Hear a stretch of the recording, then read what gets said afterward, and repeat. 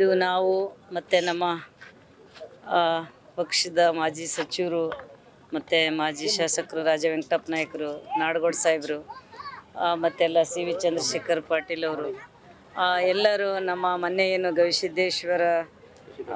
ಗವಿಸಿದ್ದಪ್ಪ ನಾಯಕ್ ಅವರು ಮನೆಗೆ ಅವ್ರ ತಂದೆ ತಾಯಿಗೆ ಒಂದು ಸಾಂತ್ವನ ಹೇಳ್ಬೇಕಂತೇಳಿ ನಾವೆಲ್ಲರೂ ಇವತ್ತು ಬಂದಿದ್ವಿ. ಅವರು ಒಂದು ಸ್ಥಿತಿ ನೋಡಿ ಭಾಳ ನೋವಾಯಿತು.